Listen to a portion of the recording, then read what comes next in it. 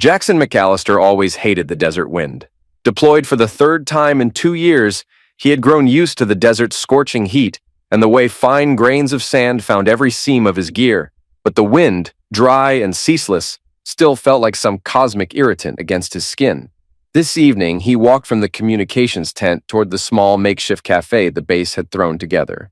As he stepped inside, the overhead light glared off the metal tables, reminding him of how far he was from the comfortable living room in which he'd once reclined on his favorite couch back home. "Yeah," he murmured under his breath. "I'll be glad when this is over." He was about to order a coffee when his phone buzzed. The number flashed local with the same area code as his hometown. His heart gave a slight jolt. He had 2 kids, a wife, and a quiet suburban street that usually didn't make trouble. He answered quickly. "Hello?" he said, tension creeping into his voice. "Jackson?" came a low murmur. "It's Elijah from next door." Jackson swallowed. Why would Elijah be calling? "Hey man, everything okay?" Jackson asked. "I've still got 4 weeks left here." "That's what I wanted to talk to you about," Elijah said, sounding uncomfortable. "Look, Jackson, I wouldn't do this unless I thought you really needed to know. But your wife, Tamara, she's having people over." Jackson pulled the phone tighter against his ear as he stepped back outside the makeshift cafe. The evening sun in the Middle Eastern sky glowed red, but all he saw was the swirling chaos of that single statement. "She's having people over." "Elijah," Jackson said slowly, "you can't just call me with half a story. I'm thousands of miles from home. If something's wrong, tell me." "There are men," Elijah said in a resigned voice. "It's not just one. Different men, different cars. They show up at all hours, but especially late, and they're inside your house for quite a while." Jackson's heart hammered. He tried to keep his breathing measured, tried to focus on the details. "You're sure these aren't just friends, colleagues? Maybe it's her cousin or something else." "I'm sure," Elijah replied. "A few times I caught glimpses through the window. I saw them on the couch. It didn't look like any casual get-together. I've got license plates, pictures. I'm sorry, Jackson. You're too good a guy for me to just keep quiet." A long moment passed where Jackson's pulse roared in his ears. Then he said, in a stony hush, "Send me everything." He spent the night poring over the photos Elijah emailed. He recognized the front of his house, the driveway, the porch, the big silver mailbox, and there were men, some older, some younger, cars parked at suspicious times, timestamp after timestamp. Several glimpses showed Tamara at the doorway, letting them in with a bright smile. A few shots taken through parted blinds showed her leaning across a stranger on the couch, or his arm around her waist, an unspoken closeness that turned Jackson's stomach. The next morning, the scorching desert wind felt sharper, and the air seemed harder to breathe. It took him 2 days to get emergency leave. He said it was a family crisis. He wasn't lying. The commanding officer gave him a stiff handshake and told him to handle business back home. Jackson packed his duffel with single-minded focus, ignoring his bunkmates' questions about whether he was all right. He just needed to get on that plane. On the flight back, he stared at the overhead lights and tried to piece it together logically. Tamara, mother of his 2 daughters, a woman he'd known for 8 years. She had to be lonely, sure, with him gone so much. But multiple men? Over and over? Why? He whispered to himself. It felt impossible. Yet he had the evidence on his phone. By the time he landed stateside, his head was full of swirling anger and heartbreak and that raw edge of betrayal that made him want to break something. He couldn't just storm home and confront her. If Tamara was brazen enough to do this under her own roof, she might lie her way out of it if he didn't present airtight proof. No, he told himself. He would handle this carefully, logically. That was how to approach any mission. Gather intelligence, plan, then strike. He pulled his rental car into a modest motel parking lot, about 15 minutes from his quiet neighborhood, and used a credit card she didn't know about. The room smelled of stale coffee and cheap air freshener. The floral bedspread had seen better days. Jackson sat on the edge of that bed, phone in hand, going through Elijah's evidence once more. He pressed the screen to call Elijah. The phone rang, and then a voice. "Jackson," Elijah said softly. "Thanks for everything," Jackson answered. "I'm here in town. I'm not going to my house yet." "Let me know if you need anything," Elijah said, relief flooding his tone. "It's been bugging me for months." A chill ran through Jackson's spine. "Months?" he echoed. "This has been going on for months?" "I only really noticed it consistently the last 2 months," Elijah clarified, "but I suspect longer. Look, I know it hurts. If you want me to watch the house tonight, I will. I can send you a text if anyone comes by. Jackson's jaw flexed. Appreciate it. Gathering evidence. That night, Jackson parked 2 streets away from his own driveway, switching off the engine. The clock read 10:13 p.m. He settled low in the driver's seat, phone balanced on his thigh, eyes trained on the road leading up to his house. He waited, adrenaline thrumming as minutes bled into hours. At 11:46, a white truck slowed in front of his place. A tall, thick-set man hopped out, pressed something on his phone, and Tamara opened the front door. Jackson tensed. His phone's camera captured the entire thing through the gloom, though he zoomed as best he could. He'd never seen the man. Stocky build, broad shoulders, a baseball cap. Tamara leaned in for a hug that looked very comfortable. Too comfortable, Jackson thought bitterly. He watched them vanish inside. The house lights glowed behind drawn curtains. He rubbed his stubbled chin, forcing himself to remain calm. The first step was to gather as much visual proof as possible, not to burst in and ruin everything with rage. An hour later, the front door opened again. The man emerged, adjusting his shirt. He looked around the dark street as if checking for watchers, never suspecting Jackson's hidden vantage. Then he hopped into his truck and drove away. Jackson exhaled, then pressed his phone's record button to stop. Another piece of evidence, along with Elijah's earlier footage, and the screenshots of men's license plates. The fury brewing inside him felt like a physical weight in his gut. The second night, Jackson returned. This time, no visitors. On the third, around midnight, a young man showed up in a beat-up hatchback. He stayed for a good 2 hours. The pattern was consistent. Men appeared as though invited by a simple text, came in discreetly, left in the small hours of the night. Jackson decided he had enough visual proof. He wanted audio, something to confirm that Tamara was sleeping with them. He turned to an old friend from his military tech department, a hobbyist who toyed with small listening devices. "I can get you a bug you can hide in your own living room," the friend told him over the phone. "You sure about this? Because if she catches it, that's a massive breach of trust." Jackson's voice was hollow. Trust is already gone. He arranged for a discreet drop-off and soon had a tiny microphone, no bigger than his pinky fingertip. Later in the dead of night, he snuck around the back, found the key stashed under a flower pot, and let himself inside with measured footsteps. It felt surreal to tiptoe through his own living room as though he were an intruder. The place smelled the same, cinnamon air freshener, with a faint hint of Tamara's perfume. His children's toys were stacked in the corner. A heartbreaking wave of longing for normalcy nearly brought him to his knees. He planted the bug behind the TV console, hidden among cables. Before leaving, he slid open a closet door and looked at Tamara's coat, the one he'd bought her for Christmas 2 years ago.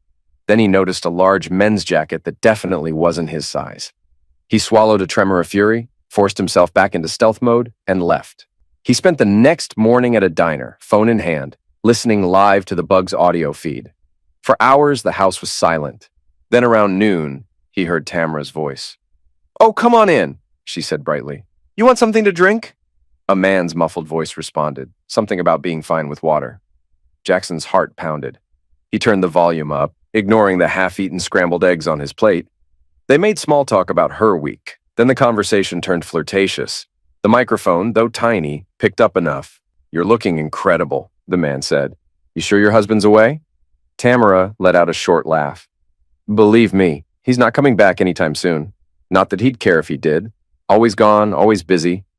And I get lonely, you know?" Jackson's grip on his phone tightened until the corners dug into his palm. He felt each word like a scalpel scraping away any lingering illusions. A few minutes later, the sound of kissing, shuffling, Tamara's giggle, the man's breathing intensifying. Jackson forced himself to keep listening, jaw clenched, then footsteps, likely toward the couch. Soft moans he recognized all too vividly. He pressed stop on the recording app. His stomach twisted in knots. He'd heard enough. It was more proof than any court would need. 2 days later, Jackson walked into the glass front office of Harding and Lowe Attorneys. A young receptionist recognized his name and escorted him to an office lined with thick legal tomes. A bespectacled lawyer named Simone Harding rose to greet him. "Captain McAllister," she said, shaking his hand. "Please have a seat. I'm told this is a delicate family matter." Jackson swallowed. That's one way to put it. He opened the folder in his lap, pulling out printouts of screenshots, license plates, pictures of Tamara hugging other men, timestamps. He had an external drive with audio files, too. Simone's brows rose as she flipped through them. It's quite a bit of evidence, she commented gently. I want to file for divorce with minimal financial damage, Jackson said curtly. I also want custody of my daughters. I can't just let them stay with a mother who thinks it's okay to bring random men home. She's reckless, or worse. Simone took a slow breath. You have a strong case. In many states, adultery can be a factor in divorce settlements, particularly in awarding or denying alimony. If you have proof— I have it, he interrupted. Recordings, photos— She glanced at him. All right, but let me warn you, don't confront her physically. Don't do anything rash that might undermine your position. Keep your cool, gather more evidence if necessary, and we'll proceed. I'll draw up the papers. When you serve her, it's going to be explosive, especially if she doesn't see it coming. Jackson closed his eyes briefly. The image of Tamara's betrayal was burned in his mind. She won't see it coming, he said quietly. Then we'll be prepared, Simone said. I also recommend you start protecting your bank accounts. Sometimes, when an unfaithful spouse realizes the jig is up, they try to drain accounts or hide assets. Jackson gave a nod, already feeling that iron resolve come over him. Understood. Preparing for the showdown. Over the next week, he kept up his quiet surveillance from the motel.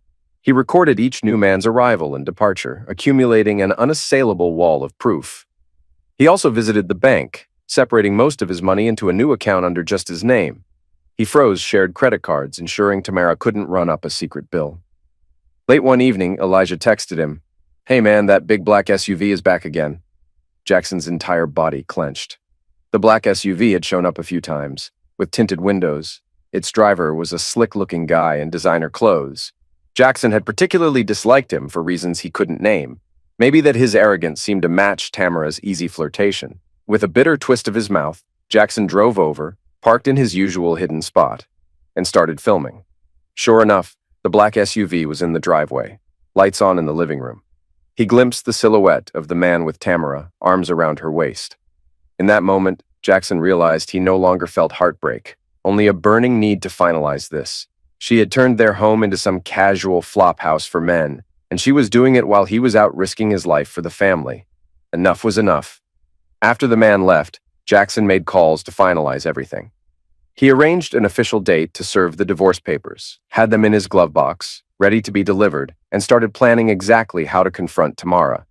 Part of him, though, wanted a measure of not just justice, but an unfiltered vengeance. He daydreamed about a scenario that put her lover on his knees, made him face the consequences. But the lawyer's cautionary words echoed in the back of his mind. Don't do anything rash. Yet that night, the anger wouldn't let him sleep. The next morning, a Saturday, Jackson finally decided to go home in broad daylight. He unlocked the front door, letting the soft smell of home wash over him. It felt both familiar and alien. The living room was tidy, perhaps unnaturally so, like Tamara had tried to wipe away any evidence from the previous night. He found her in the kitchen, hair tied back, making pancakes. For a surreal moment, he recalled the sweet weekends they used to share, when he'd be home from deployment, eager to see her and the girls. She whirled around at the sound of the door. Her eyes widened, spatula frozen in her hand. Jackson? She said in disbelief. You're back? I thought you weren't home for another 3 weeks. He dropped his duffel bag by the entry. Plans changed. She set the spatula down, face flickering with a complicated blend of guilt and confusion. You look exhausted. When did you— How? He steeled himself against the wave of emotions. Got back a week ago, actually, he said. I was staying at a motel. Her brows furrowed. A motel? Why on earth? He stared at her until she began to fidget, as if sensing some deep threat. Because I've been watching, he said softly. Watching what? She asked, voice warbling. Everything. He placed his phone on the counter. A still image showed the front door camera Elijah had captured. Her eyes flicked to it and she paled. You've been spying on me? She whispered, cheeks going ashen. He reached inside his jacket, pulled out the stack of photos. Tell me I'm wrong, he said, tossing them across the counter. There were photos of different men stepping onto the porch, one shot showing her hugging that stocky stranger near the living room window. Tamara's mouth hung open, face twisted in panic. That's not— How could you— Jackson, let me explain, she gasped. Explain how you've turned our house into some random hooking spot, he snapped. Explain how you couldn't wait for me to come home? Or even talk to me about being lonely or frustrated, so you decided to bring all these men in? Tamara's eyes filled with tears. It's not that simple. You're never around. I've been alone for so long and we barely talk anymore. You come home for a few weeks and then you're gone again. You act like the kids and I are some side gig in your life. Jackson's anger spiked. I do that to keep a roof over our heads, to pay for everything you and the girls need. You think I want to be deployed all the time? That I enjoy risking my life in a desert? I do it because it's my job and it keeps us secure. She folded her arms defensively. Well, I needed actual companionship, Jackson. He bit back a surge of raw fury. So you found it with multiple men, he said, voice shaking. You had them in my bed, on my couch, for months. How many, Tamara? She glared at him through tears. What difference does it make? You've clearly decided I'm some monster. You want a confession? Fine. It was more than one. Yes, I thought it was harmless. Then it kept going. I got in over my head. But your constant absence, it's your fault too. He let out a harsh laugh. I was absent because of my duty, not because I wanted to run around with strangers. Her face crumpled. I never planned for it to be so many, she said quietly. But I was resentful and lonely. One affair turned into two, and I guess I just stopped caring. Jackson's rage turned cold. Well, I care, and now you'll face the consequences. He pulled the divorce papers from his bag and dropped them on the counter. Sign these when you're ready, he said. I want the house. I want custody of the kids. I'm not giving you a penny more than you deserve. And from where I stand, you deserve nothing. She stared at the official documents as though they were a live grenade. You can't just steal my kids away, she cried. He shook his head. I'm not stealing them. I'm protecting them. If you bring random men in while they're upstairs, that's irresponsible, and I can prove it in court. Tamara burst into tears, sinking against the counter. Jackson, please, we can talk about this. You don't have to blow everything up, he swallowed. A part of him recognized the heartbreak in her, that she might be genuinely remorseful in this moment, but the avalanche was already rolling. I tried to talk with you for years, he said. You made your choices. He left her crying in the kitchen, stepping out to the porch to breathe in the fresh midday air. The weight on his chest was suffocating. In the days that followed, the tension in the house was unbearable. They had two daughters, Vanessa, 9, and Tori, 6, who were staying with Tamara's mother for a short while so the parents could sort things out. That left Jackson and Tamara alone under the same roof. She tried to talk to him repeatedly, tried to reason with him, but he retreated to the guest bedroom, ignoring her attempts. He was too angry, too hurt. Then, one afternoon, a day before Tamara's mother was supposed to bring the girls home, Jackson noticed a strange car rolling up out front. Peering through the living room curtains, he recognized that black SUV. A tall man stepped out, looking determined. Tamara rushed out the door to meet him on the porch. Jackson pressed his ear to the window, hearing raised voices. What are you doing here? Tamara hissed. We need to talk, the man said. You told me your husband was overseas for weeks. Now I hear he's back, messing up everything. And what about you and me? She let out a harsh whisper. There is no you and me. Everything's falling apart now, thanks to how sloppy you were the other night. You took calls in my kitchen like you owned the place. The man scoffed. Oh, so it's my fault? Maybe if you'd told me the truth about him coming back, I wouldn't have walked into a trap. Where is he, anyway? Jackson felt his temper flare. He's talking about me like I'm some inconvenience. He slipped out the side door, circling around to the front porch. They were so engrossed in arguing, they didn't see him until he was halfway up the path. Looking for me? Jackson called, voice echoing across the small lawn. The man whirled, blinking in surprise. Tamara, eyes huge, took a step back. Jackson's gut coiled as he recognized the man's confident sneer. This was someone who clearly had no shame in stepping into another man's marriage. You must be Jackson, the man said coolly. You got a name? Jackson asked, fists curling at his sides. Call me Carlos, the man replied. Look, I didn't come here to fight. Oh? Jackson shot back. You came here to see my wife again? Carlos set his jaw. I just need clarity. Tamara, you said you'd handle this. Now he's messing with everything. Tamara let out an anguished groan.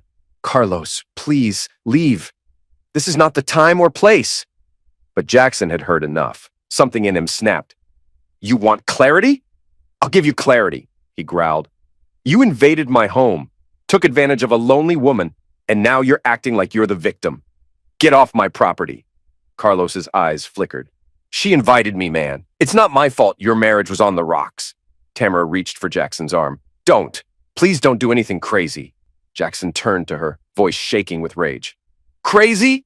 How about letting this jerk swagger through my house while I'm risking my life overseas? That's crazy. He shoved Carlos hard in the chest. The man stumbled back off the porch steps, nearly losing his balance. Get out of here before I really lose my temper, Jackson warned. Carlos's face twisted in anger, but he saw the fury in Jackson's eyes. You're not worth it, he muttered, rubbing his chest where Jackson's palm had struck him. Tamara, you've got my number if you ever want to talk. She glared. Just go!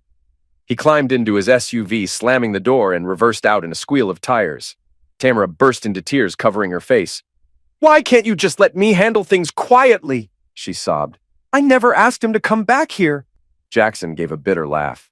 You should have thought about that before inviting him in the first place. She dropped onto the porch bench, tears streaming. I messed up. I'm sorry, all right? I never wanted it to go this far. He stepped away, voice husky with betrayal. Well, it did. That evening, Jackson sat in the dark living room staring at the array of evidence he'd compiled. Photos, recordings, the divorce papers yet unsigned. The ache in his chest told him he wasn't satisfied with just a legal outcome. The sense of betrayal demanded more. He opened a drawer in the side table. Inside was a small black lockbox containing his personal sidearm, a .357 revolver. He'd never used it stateside except for practice at the range. He lifted it, feeling the weight in his palm. This is dangerous, he whispered, but maybe it's exactly what they deserve. His mind flitted to the image of Carlos sneering in his face, or those other men, casually walking in as though it were their house. The fury welled up anew. The lawyer's warning chimed in his mind. Don't do anything that might cost you custody. He closed his eyes. Maybe he could orchestrate a confrontation that exposed the truth, once and for all, something no judge could ignore. A sting, perhaps. He knew enough about infiltration and subterfuge from the army. If Tamara insisted on continuing these affairs, or if any of these men came back, he'd catch them in the act. This time face to face, with the camera rolling.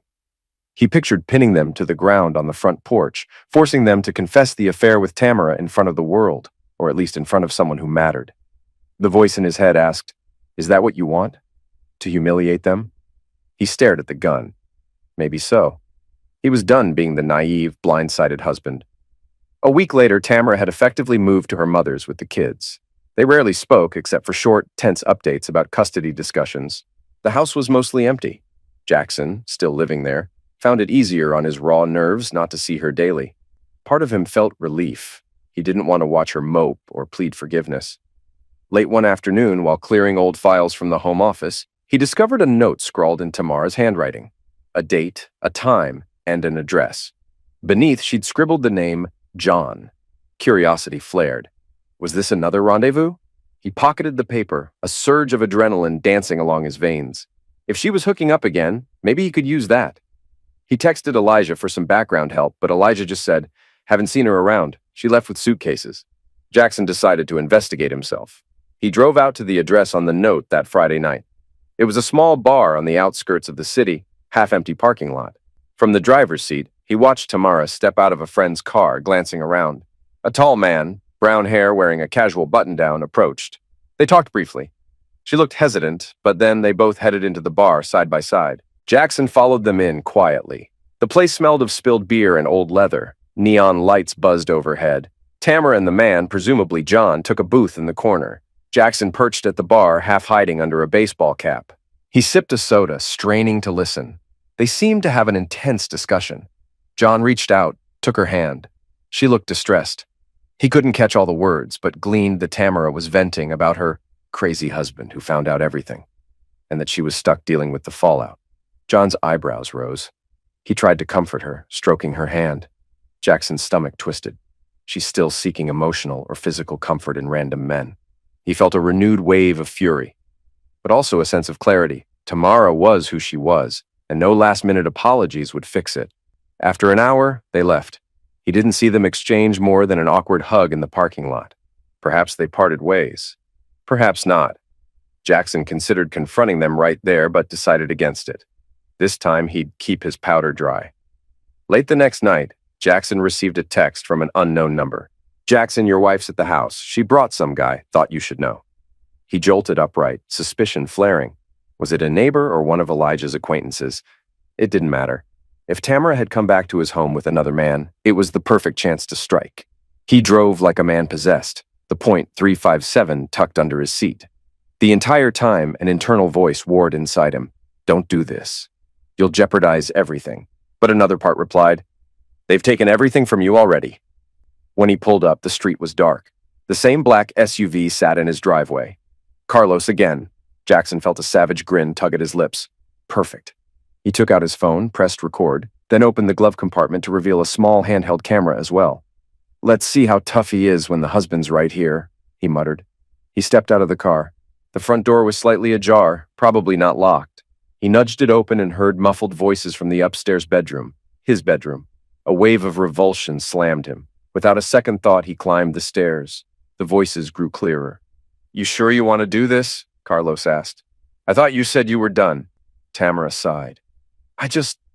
Everything's unraveling, but I needed to feel something good again. I can't talk to my husband. He's like a stranger." Jackson's hand tightened on the banister. He waited just outside the bedroom door, heart pounding. Then he shoved it open, camera in one hand, the other near his revolver. Tamara let out a shriek, scrambling off the bed. Carlos cursed, grabbing for his shirt. Jackson stood there, phone lens aimed at them. "Smile," he said quietly. "You're on camera." "Jackson!" Tamara shrieked. "What are you doing? Stop filming!" Carlos swung his legs off the bed, face contorting. "You psycho! Get out of here!" "You get out!" Jackson snarled, brandishing the camera. "I have had it with you creeps walking into my house like it's a hotel. Let's have you say hello to your family or your wife if you have one." He tapped the screen, flipping the camera to show Carlos's face clearly.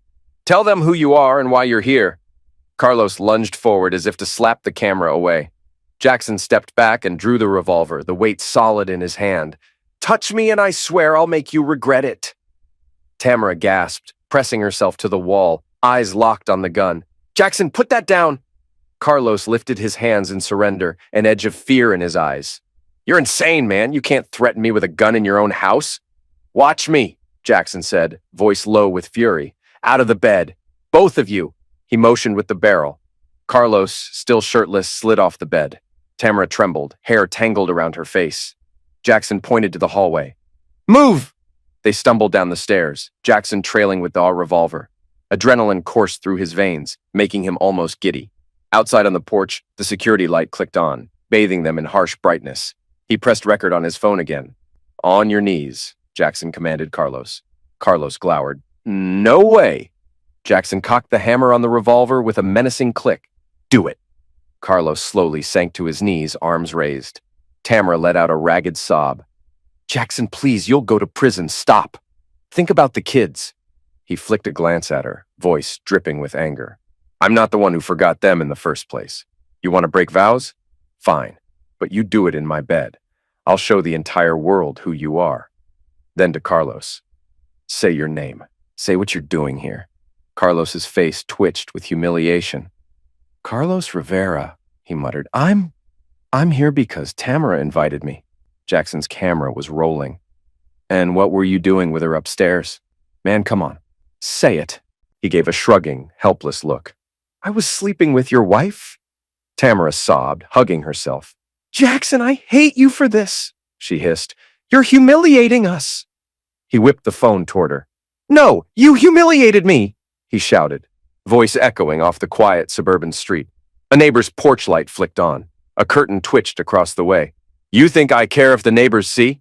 Let them see exactly who you are." She slapped him with her open palm, tears brimming. The blow stung his cheek. He took it without reacting, camera still aimed. "Good," he said. "Let that be on record, too." Then Tamara, face crumpled in despair, whirled and realized she was half-dressed, wearing only a thin robe. She stumbled down the porch steps toward the driveway. "I'm leaving," she cried, rummaging for her car keys in trembling hands. "You're insane!" She opened the car door, jumped in, and turned over the engine. The tires screeched as she pulled away, leaving Jackson and Carlos on the porch. Jackson turned his attention back to the kneeling man. You, get in front of that camera again, Jackson ordered. I want you to apologize to me for stepping into my house, my marriage. Carlos glared. Man, you forced me at gunpoint. You think any of this will hold up in court? Jackson let out a bitter laugh. I'm not doing it for court. I'm doing it so I can watch it every time I doubt whether I did the right thing divorcing her. Carlos hung his head. Fine, he muttered. I'm sorry, all right? I'm sorry I messed with your wife. Jackson exhaled, his chest heaving. It didn't feel as good as he'd imagined. A wave of weariness washed over him. Get up, he commanded, stepping back. Get in your SUV and never come near us again. Carlos scrambled to his feet. He glanced at the defaced front door. Jackson had banged it in rage on his way out and quickly retreated, shirt bundled in one hand, to his vehicle. As he sped off, Jackson stood there, revolver hanging at his side, phone camera still recording the empty street. He ended up using that footage, along with all the prior evidence, in his final court filings for divorce. When Tamara realized how damning it was, she tried to mount a defense. He threatened me! He threatened my lover at gunpoint! But the video also showed she'd repeatedly attacked him physically, the slap, that it was his own house, and that she had engaged in continuous adultery. Simone Harding, Jackson's lawyer, was visibly alarmed when she saw the confrontation footage. You're lucky, she said gravely in her office, arms folded across her chest. Lucky you didn't call the police. This could have ended badly for you. Jackson stared at his hands. I know, but it's done. Will it hurt the custody case? Simone sighed. There's a risk. But given Tamara's track record, if we argue you were in emotional distress, and these men were parading in front of your children, the judge may not be too harsh. Still, you need to keep your temper in check from here on out. He pressed his lips together. Understood. The court battle took months. Every day, Jackson worried that his display of intimidation would cost him dearly. But the weight of Tamara's numerous affairs, the risk she'd posed to the children by letting strangers into the house, and the mountain of photographic and audio evidence swayed the judge. In the end, the ruling was harsh on Tamara. No spousal support awarded, joint custody on paper, but the children primarily stayed with Jackson, as Tamara lacked stable housing and had demonstrated poor judgment. The house was his, though he eventually sold it to cut ties with painful memories. When the final gavel fell, Tamara was left to move back in with her mother. She had no job and little savings. Some of the men she'd turned to vanished once she was no longer in a comfortable suburban arrangement. Carlos presumably never spoke to her again. Jackson heard rumors she'd turned to partying, then to depression, drifting in and out of short-term work. The court had mandated therapy sessions for her before she could have extended visits with the kids. As for Jackson, he kept the revolver locked away in a safe. He wondered sometimes if he'd gone too far. The image of Carlos kneeling at gunpoint on his porch haunted him, yet a darker part of him still felt a grim satisfaction that he'd forced his betrayers to face him. The heartbreak remained, but the immediate thirst for revenge was sated, replaced by a need to rebuild. His daughters remained confused by the swirl of events, but they were young. He did his best to provide stability, moved them into a new condo across town, enrolled them in counseling. He tried to be present, day after day, forging a new normal. Sometimes they asked about Mom. He explained gently that she was sorting out her own problems, but that she loved them. He refused to poison them against her. They'd figure it out in time. Months rolled by. Jackson resumed a stateside posting with the Army, allowing him to remain near the kids. Elijah occasionally texted to check in, expressing relief that Tamara was out of the neighborhood. Simone Harding emailed a congratulatory note on the final divorce settlement, reminding Jackson to maintain his composure if Tamara's behavior escalated. During a quiet evening, as the girls watched cartoons in the other room, Jackson sat in his small living room chair, eyes on the TV, but mind elsewhere. He still felt the raw edges of everything that happened, a sense of betrayal, an emptiness where his marriage once was, but also a strange sense of liberation.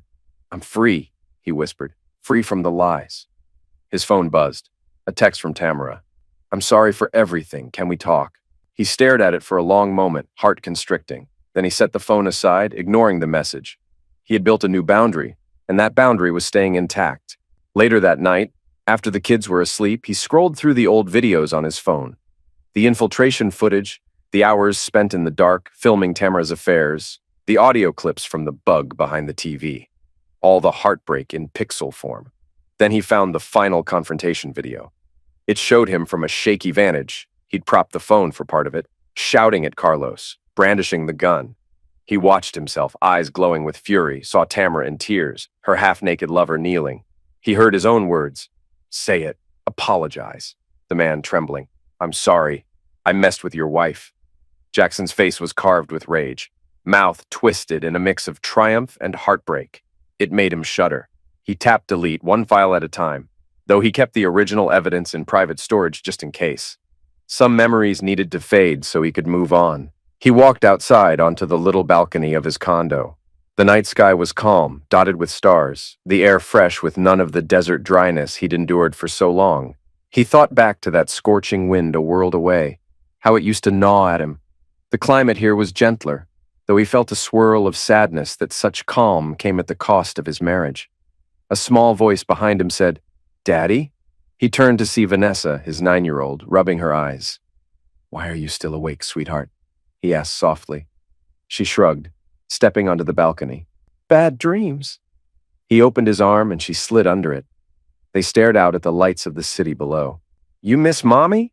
he asked carefully. Vanessa sniffed. "Sometimes, but she's so different now. She cries a lot." Jackson's chest tightened. "She's going through something. It's not your fault."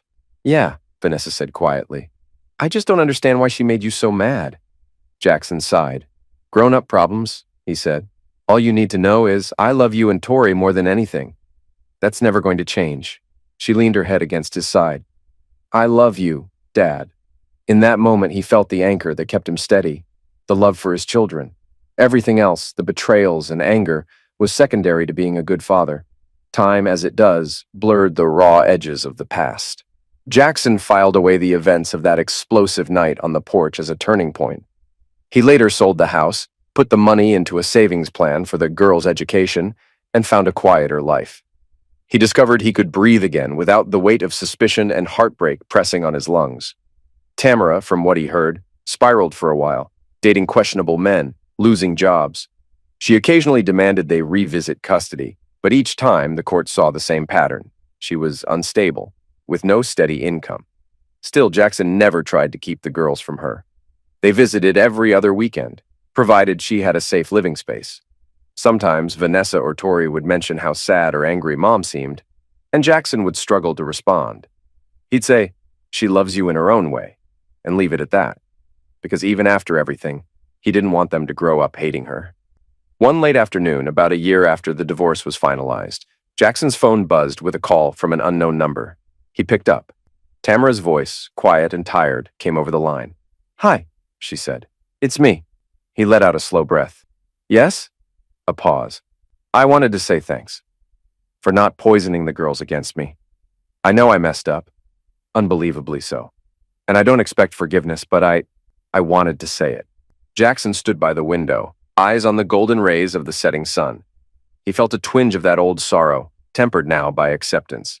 "They deserve 2 parents," he said softly. "If you can step up for them, I won't stand in your way." She sniffled. "I'm trying. Maybe someday we can, I don't know, have a real conversation. For their sake. Maybe be civil." He closed his eyes.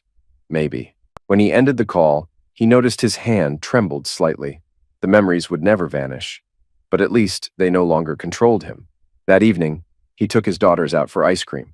They laughed at the sticky swirl of chocolate. Tori held her cone up. "Daddy, try this. It's so good." He took a small lick and smiled, the flavor sweet on his tongue. For the first time in what felt like eons, there was real joy, something free of suspicion, heartbreak, or anger. And as they walked down the sidewalk together, pink skies overhead, Jackson realized that sometimes revenge wasn't just about humiliating the betrayer. It was also about reclaiming your own power, enough to become a better, stronger version of yourself in the aftermath. In that sense, he had triumphed. He had the children's love, a stable life, and a future no longer dictated by Tamara's unfaithfulness. "Come on, girls," he said, ruffling Tori's hair. "Race you to the car." They squealed and ran ahead, giggling. Jackson jogged behind them, heart lighter than it had been in a long time. The old desert wind was far away now, replaced by the bright laughter of family that still belonged to him no matter how battered his heart had been, and that was enough.